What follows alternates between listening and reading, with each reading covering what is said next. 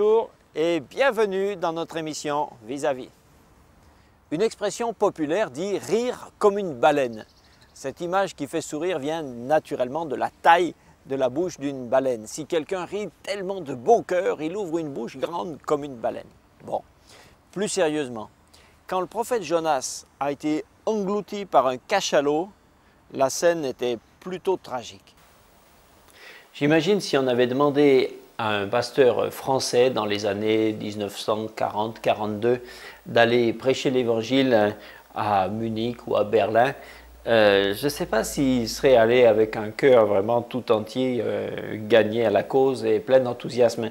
Et c'est un petit peu de cette façon que le prophète Jonas reçoit l'ordre d'aller prêcher à Ninive. Ninive, c'était la capitale de la Syrie, donc un royaume vraiment évidemment en conflit avec ses voisins, en conflit avec Israël. Et Jonas, qui était réellement un prophète de Dieu, puisque la preuve c'est qu'il reçoit la parole de Dieu de façon très claire, Jonas n'était vraiment pas du tout d'avis d'y aller. Et au lieu de partir à Ninive, qui était de ce côté, si vous voulez, hop, il est parti carrément à l'autre bout, à Tarsis, c'est vers l'Espagne. Et voilà, donc on peut dire, on peut réellement parler d'une fuite. Il s'enfuit, hop, il est en désobéissance, il est en rébellion complète contre l'ordre de Dieu. Alors il est monté sur un bateau, le texte dit qu'il a payé sa place, il pensait qu'il pouvait acheter sa fuite, quoi. Il espérait qu'il pouvait voilà, s'échapper de la volonté de Dieu, comme si parce qu'il allait partir en Espagne, Dieu le verrait plus, je sais pas, ou perdrait sa trace, ou négligerait de le poursuivre, etc. Vous voyez, Dieu nous donne à chacun une mission en tant qu'enfant de Dieu. Alors, ce n'est pas toujours des missions de dimension internationale, mais chacun, nous partons avec une mission. Alors, soit réellement on marche dans ce que Dieu veut nous faire faire, et c'est bon pour nous, c'est bon pour ceux qui nous entourent, ou alors on se comporte de façon incrédule ou désobéissant, etc. On fait selon notre tête, mais alors à ce moment-là, il faut savoir que les problèmes vont arriver très vite.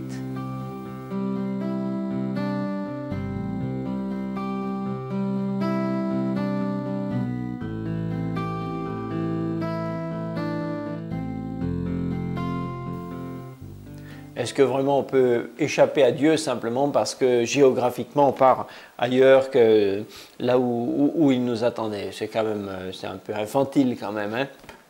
Et effectivement, Dieu n'avait pas perdu la trace de Jonas et il le suivait bien sur son petit bateau.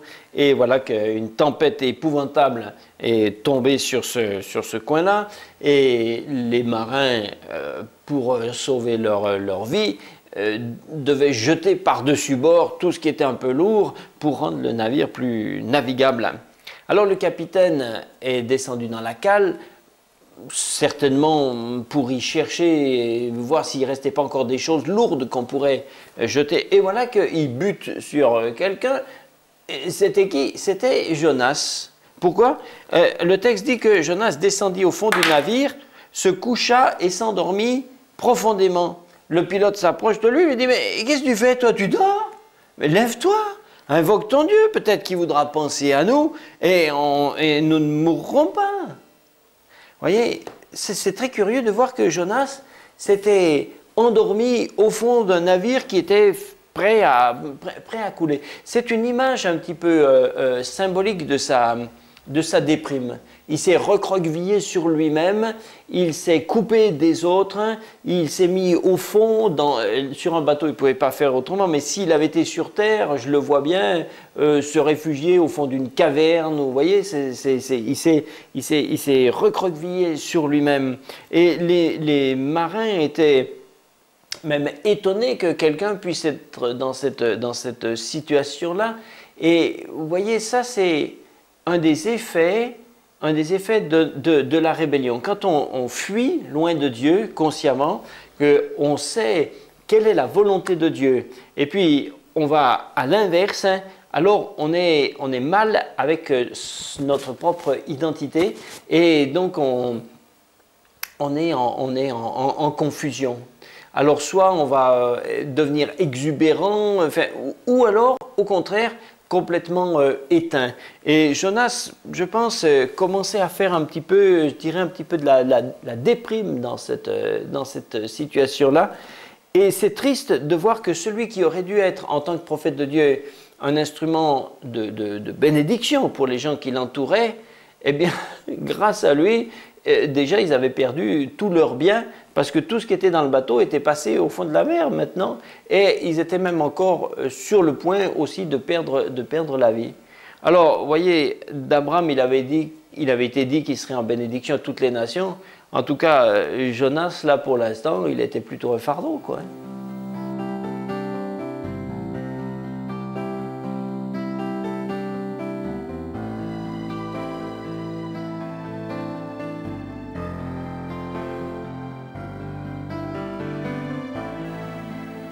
Quand un gamin est surpris, la main dans le sac des bonbons défendus, évidemment, il a honte.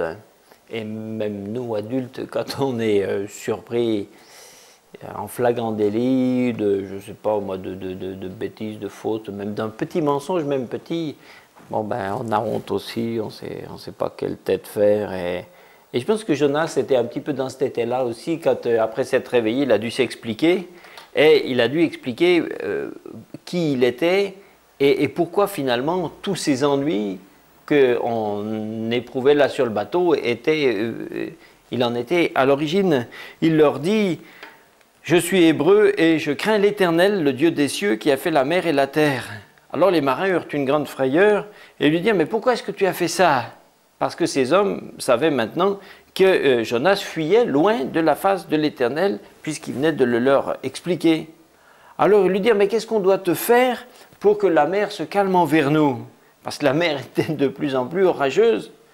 Jonas leur répondit, ben, prenez-moi et jetez-moi dans la mer. Et la mer se calmera pour vous. Parce que je sais que c'est moi qui attire sur vous cette tempête, quoi. On sent chez Jonas une grande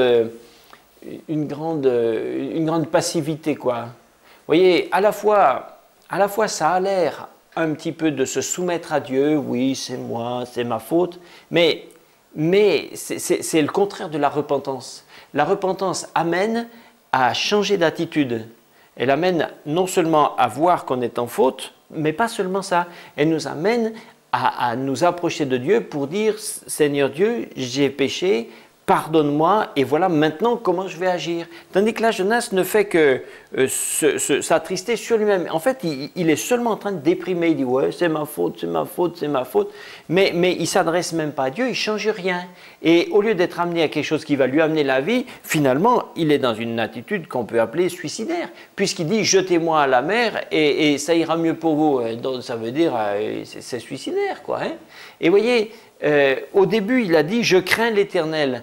Ben, on aurait envie de dire, s'il l'avait craint un peu plus, peut-être qu'il n'en serait pas là. C'est justement parce qu'il ne le craignait pas assez qu'il est dans cet état. Vous voyez, il dit, je crains l'Éternel, mais c'est seulement dans le sens, je rends un culte à, j'ai une religion envers. Mais ça, c'est pas craindre Dieu. Il y a des tas de gens qui sont croyants, mais qui ne craignent pas Dieu au sens réellement de se soumettre à lui, de le respecter. Et dans ce moment-là, Jonas était dans cette situation. Il avait besoin de soumettre réellement sa volonté et sa vie à Dieu. Alors c'est ça, craindre l'Éternel.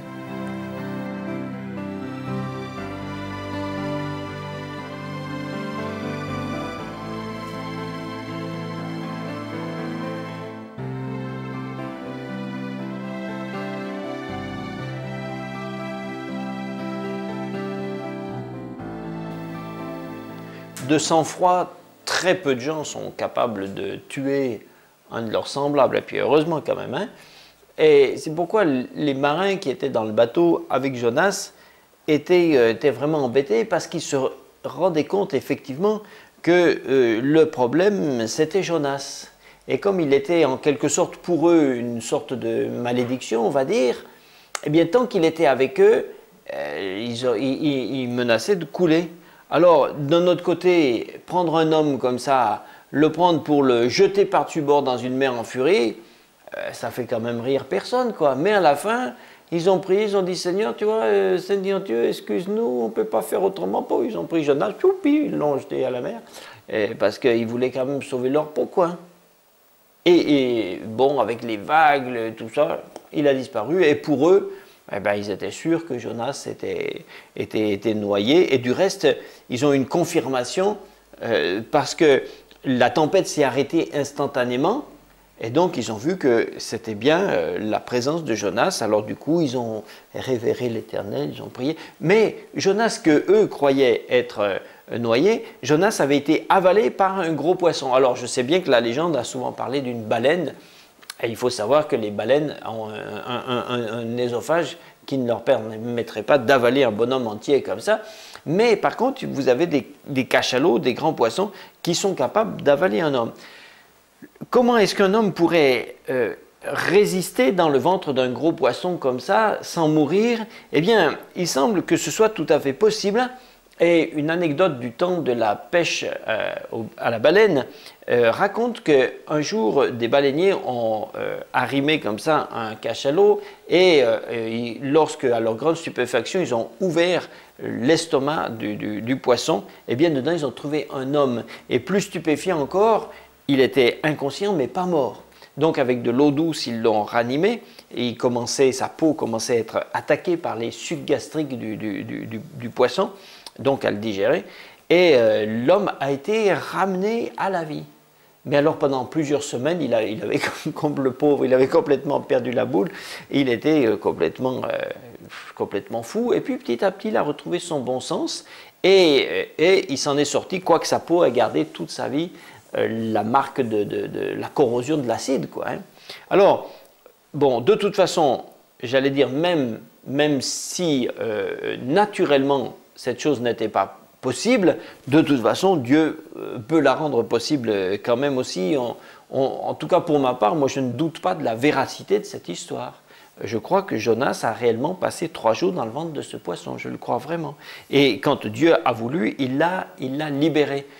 Moi, je me dis, il vaut mieux obéir à Dieu plutôt que d'obliger Dieu à mettre en œuvre de tels procédés pour nous ramener à notre bon sens. Hein.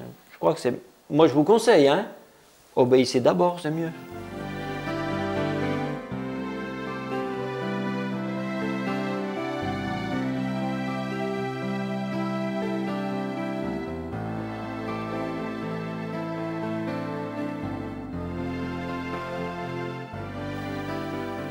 Quand on échoue, qu'est-ce que Dieu fait? Est-ce qu'il va dire, bon, ben, écoute, tu n'as pas trop bien su faire, alors je vais te faire un truc plus facile pour toi? Non, non. Dieu veut nous amener au maximum de ce qu'on peut faire. Et si Jonas avait échoué dans sa mission d'aller à Ninive, Dieu ne lui dit pas maintenant, bon, ben, écoute, c'était trop difficile, tu feras autre chose, mon petit. Non, il lui dit, Jonas, tu vas à Ninive.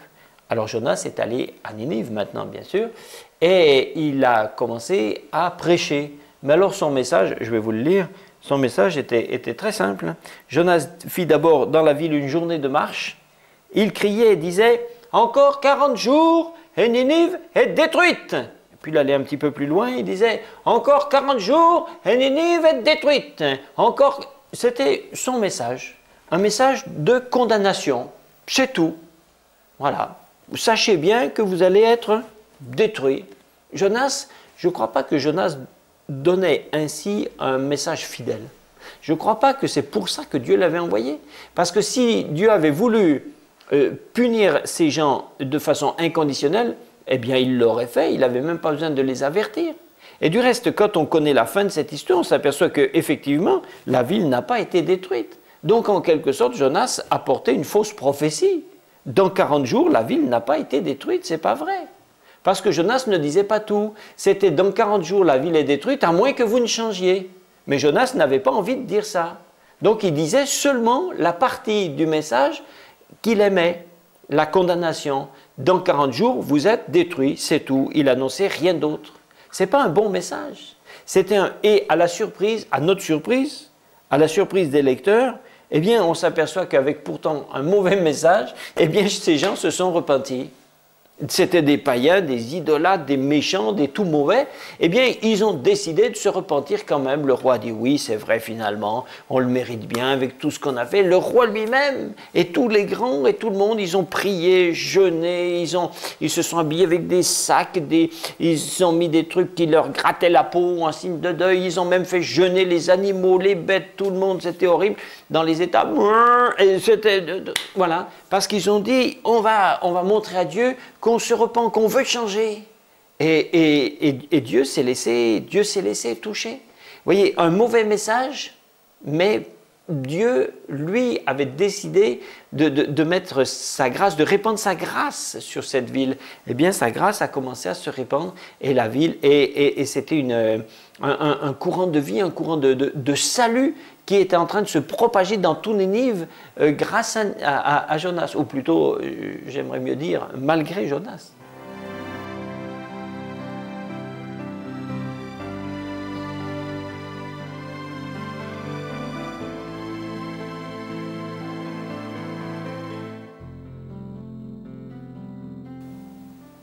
La date fatidique, la fin de l'ultimatum des 40 jours est arrivée et il ne s'est rien passé.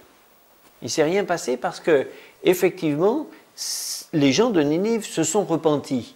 Et Dieu, donc, a décidé aussi de ne pas leur envoyer la condamnation qu'il avait promise. Alors, de ce fait, Jonas s'est aperçu que Dieu avait changé, puisque les 40 jours sont arrivés sans qu'il y ait de jugement. Et du coup, on s'aperçoit, encore à notre surprise, que Jonas était maintenant très fâché. Ça lui a déplu, il était fâché. Le texte dit que cela déplut fort à Jonas et il fut irrité. Il implora l'Éternel, il dit, ah voilà, ça y est, c'est ce que je pensais, j'en étais sûr. C'est ce que je me disais quand j'étais encore dans mon pays. C'est ce que je voulais empêcher en m'enfuyant à Tarsis. Je savais que tu es un Dieu compatissant, miséricordieux, lent à la colère, riche en bonté, tout ça qui te repent du mal. Moi j'en ai marre, maintenant j'aime encore mieux mourir. Tiens, la mort m'est préférable à la vie. Voilà la réaction, non, mais là on croit rêver, la réaction d'un homme de Dieu qui vient de prêcher à des gens et sa prédication a sauvé la ville et du coup il est furieux que ça ait sauvé la ville. Et là, maintenant, on découvre donc le cœur méchant de Jonas. Le problème de Jonas, c'est qu'il haïssait ces gens. Parce que c'était un peuple ennemi, donc il les haïssait. Et c'est pour ça, maintenant, on comprend. Quand on en arrive là dans le texte, on comprend pourquoi il ne voulait pas aller à Ninive. C'est pas parce qu'il pensait qu'il serait mal reçu, c'est pas parce qu'il pensait que son ministère serait inefficace, non, c'est parce qu'il était sûr que son ministère serait efficace. Donc, et comme il voulait que ces gens soient détruits, il voulait qu'ils soient condamnés, donc c'est pour ça qu'il ne voulait pas y aller. Il dit voilà, il dit à Dieu, il dit voilà, j'en étais sûr, je savais, j'étais sûr que tu serais capable encore de leur pardonner et de leur enlever tous leurs péchés. C'est pour ça que je ne voulais pas y aller. Et donc maintenant, on voit que ce qui manquait à Jonas, ce n'était pas la foi, il avait la foi, il était même très très sûr, mais c'est la charité qui lui manquait. C'est là qu'on voit que c'est un homme qui avait un problème. Et je crois que c'est la raison même pour laquelle Dieu a envoyé Jonas à Ninive et pas un autre prophète. Justement parce qu'à travers ce ministère, Dieu montrait à la fois aux gens de Ninive ce qui devait changer chez eux, mais il montrait aussi à Jonas ce qui devait aussi changer dans son propre cœur. Les gens de Ninive ont changé, ok, maintenant, voilà la question, qu'est-ce que l'homme de Dieu, qui a la foi mais pas la charité, est-ce que lui-même va changer? C'est la grande question.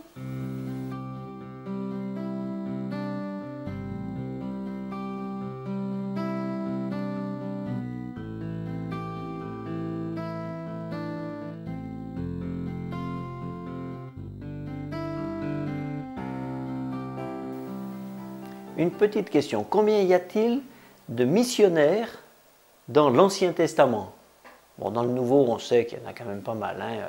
Déjà, Jésus lui-même était un missionnaire, hein. Mais après, il y a Paul, Barnabas, et puis tous les apôtres, etc. Mais dans l'Ancien Testament, il n'y en a pas beaucoup. Et Jonas est la figure la plus claire du missionnaire, quoi, hein. On pourrait dire qu'Abraham, quelque part, a été un peu missionnaire aussi parce qu'il était envoyé vers d'autres peuples, mais il était plutôt missionnaire par sa personne, par son attitude. Il leur a pas apporté réellement un message aussi, en tout cas pas aussi direct, pas aussi explicite que celui de Jonas qui va dans une ville pour leur dire « repentez-vous, revenez à Dieu », etc. Or, donc c'est pour ça que ce texte de Jonas a une portée autre que sa portée seulement historique, c'est une portée prophétique, hein. À travers l'histoire de Jonas, c'est un petit peu toute la figure d'Israël qui est qui est le peuple de Dieu, c'est-à-dire aussi l'ami de Dieu, le fils de Dieu au sens général du terme, et qui doit être une bénédiction pour les autres, et qui devait apporter au monde et à toutes les nations la bonne nouvelle et la connaissance de Dieu. Mais il faut bien remarquer que d'une façon globale, Israël n'est pas rentré dans cette mission. Tout au cours de son âge, Israël j'allais dire entre guillemets, s'est contenté d'être lui le peuple de Dieu. Bon, bien sûr, de temps en temps, il y a eu des efforts de prosélytisme par-ci par-là, mais ça restait très sporadique et lié à des individus, et puis presque un peu intéressé. On cherchait surtout à amener des gens de l'extérieur, chez nous, mais c'était pas pour eux-mêmes. Et Jonas montre comme ça un effort missionnaire, mais un effort missionnaire fait avec, faut dire, avec un mauvais cœur, quoi. Un effort missionnaire qui a été fait sous la contrainte, sous la menace, hein, et on voit que Jonas finalement continuait, dans sa fonction même, continuait d'haïr ceux à qui il parlait. Du reste, même après sa grande réussite, il était très fâché, et plusieurs fois Dieu lui dit « Mais Jonas, est-ce que tu as raison de t'irriter ?» Et le livre se termine même sur une question. Dieu lui dit « Est-ce que tu as raison de t'irriter ?» Et Jonas dit « Oui, j'ai raison d'être fâché, j'ai raison de m'irriter. » On ne sait même pas comment Jonas lui-même a fini par gérer son propre problème. Dieu nous enverra vers les autres, mais alors de grâce, changeons d'abord nos cœurs.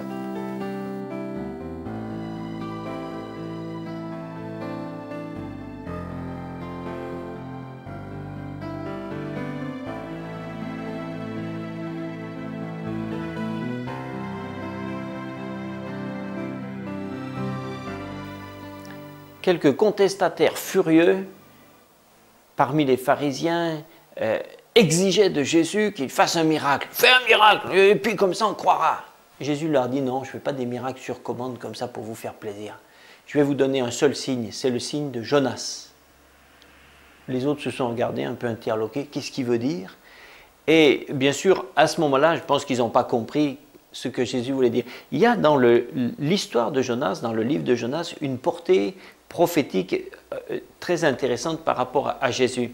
De même que Jonas est resté dans le ventre du poisson 3 jours et 3 nuits, Jésus est resté 3 jours et 3 nuits dans la mort. Donc l'histoire de Jonas est aussi une préfiguration prophétique de la mort de Jésus. C'est pour ça que Jésus dira quelquefois, et les apôtres expliqueront aux autres, qu'il était écrit que le Messie devait mourir. C'était écrit sous des formes quelquefois un peu voilées, sous des formes différentes, paraboliques, mais c'était écrit quand même. Et Jonas, pour sa part, l'a non seulement écrit, mais il l'a vécu lui-même. Et de même qu'il est rentré dans le ventre du poisson comme dans une mort, il en est ressorti comme dans une sorte de résurrection, quoi.